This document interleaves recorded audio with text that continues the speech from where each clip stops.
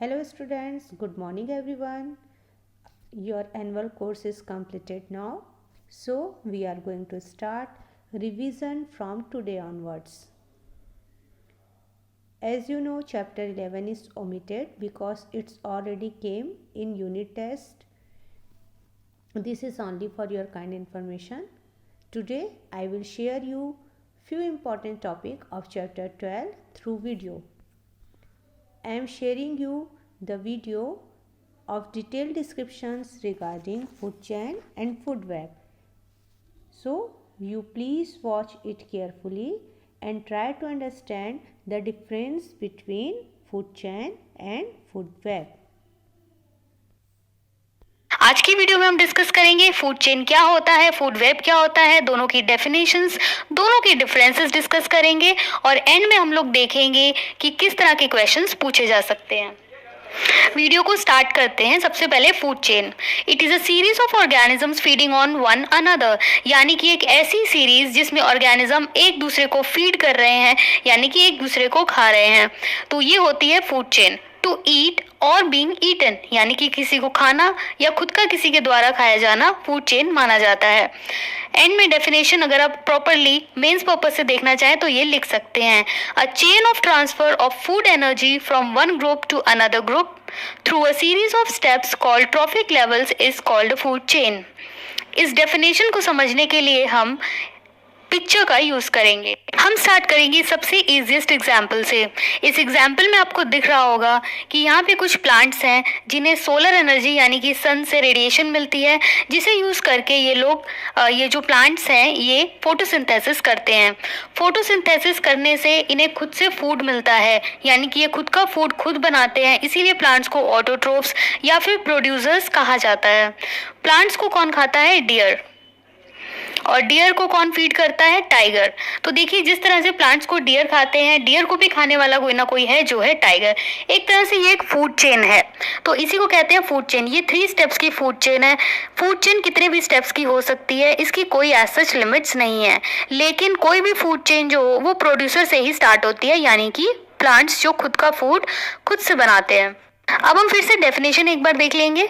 A chain of transfer of food energy from one group to another group, यानी कि जो food energy है, यानी कि अगर कोई किसी को खा रहा है तो उसको फूड एनर्जी मिलेगी, तो वो एक ग्रुप से दूसरे ग्रुप तक जाएगी एक सीरीज ऑफ स्टेप्स है जिन्हें ट्रॉफिक लेवल्स कहते हैं। तो ये रही ट्रॉफिक लेवल्स। सपोज हमने एग्जाम्पल जो लिया था उसको यहाँ रख कर देखते हैं। यहाँ पर है ग्रास सबसे नीचे, जिसे ग्रास को खाता है ग्रास हॉपर, ग्रास हॉपर को खाता है फ्रॉग यानी कि मेंढक, और फ्रॉग को खाता है स्नेक यानी कि सांप। तो ये जो जितनी भी लेवल्स हैं जिसपे एक दूसरे को फीड किया जा रहा है, ये एक फूड चेन बना रहा है, और हर स्टेप को क्या कहेंगे हम? Trophic level. ये आप याद रखिएगा। तो ट्रॉफिक लेवल क्या हुई? Each level of a food chain. यहाँ पर एक पिरामिड आपको दिख रहा होगा, इसमें सबसे नीचे जो है वो है प्रोड्यूसर्स। मैंने आपको जैसे कि बताया था, जो भी फूड चेन्स होती हैं वो प्रोड्यूसर से ही स्टार्ट होती हैं। उसके बाद जो भी आते हैं वो होते हैं प्राइमरी कंज्यूमर्स। प्राइमरी कंज्यूमर्स वो होते हैं जो प्रोड्यूसर्स के ऊपर फीड करते हैं।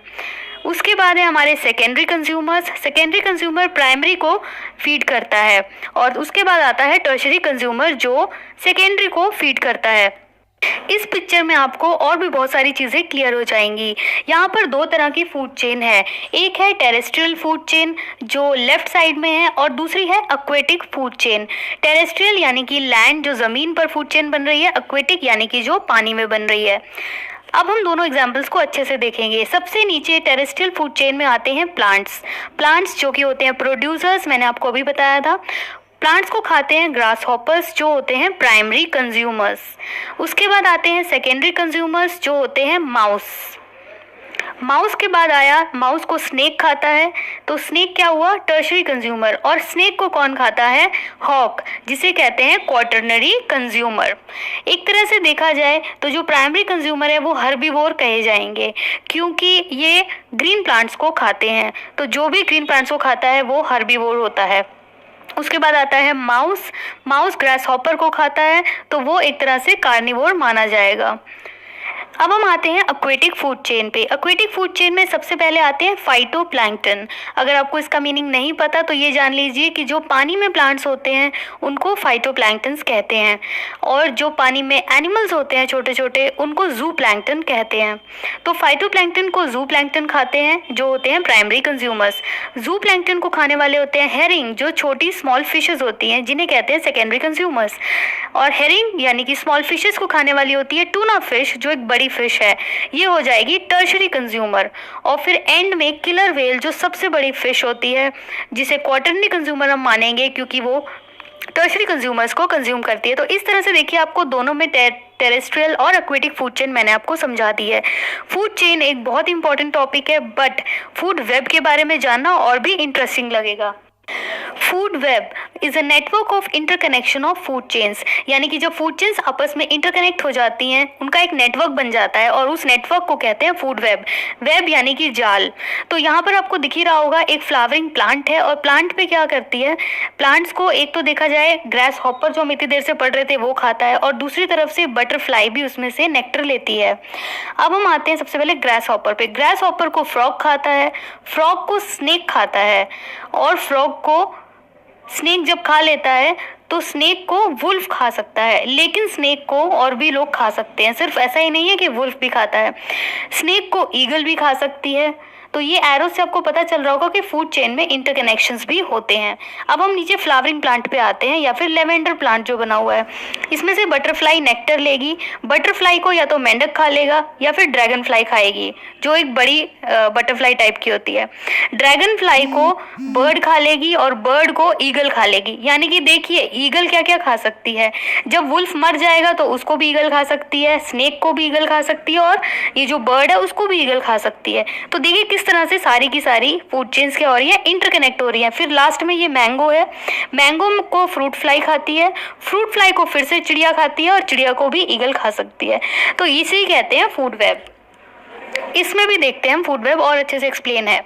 ग्रास को ग्रास हॉपर खाएगा, ग्रास हॉपर को लिजर्ड यानी कि छिपकली भी खा सकती है, और उसको हॉक भी खा सकता है।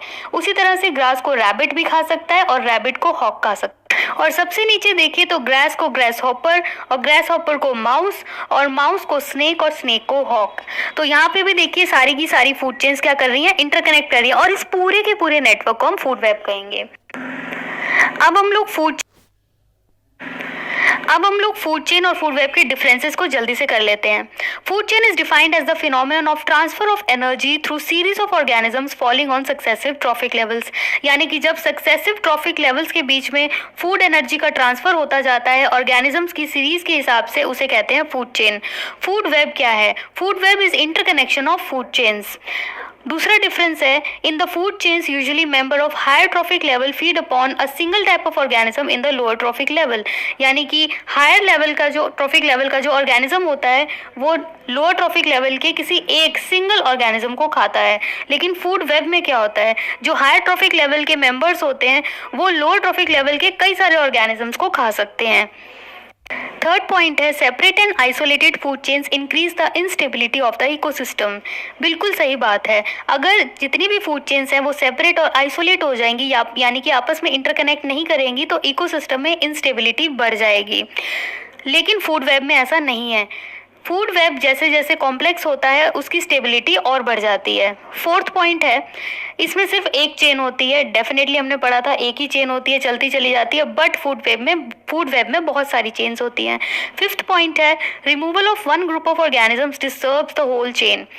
डेफिनेटली जब हम एक ग्रुप ऑफ ऑर्गेनिज्म को रिमूव कर देंगे तो पूरी चेन खराब हो जाएगी। जैसे कि जो रैबिट था वो ग्रास को खाता है, अगर हम रैबिट को ही रिमूव कर देंगे तो फिर रैबिट को खाने वाला ऑर्गेनिज्म कौन होगा, तो इस तरह से चेन डिस्टर्ब हो जाएगी। लेकिन फूड वेब में ऐसा नहीं होता, अगर आप किसी एक ग्रुप ऑर्गेनिज्म को हटा देंगे तो दूसरा डेफिनेटली रहेगा उसको फीड करने के लिए, तो फूड वेब जो होगा वो डिस्टर्ब नहीं होगा। तो ये थी आज की वीडियो जिसमें हमने फूड वेब और फूड चेन के डिफरेंसेस डिस्कस किए। अब मैं आपको कुछ क्वेश्चंस बताती हूँ।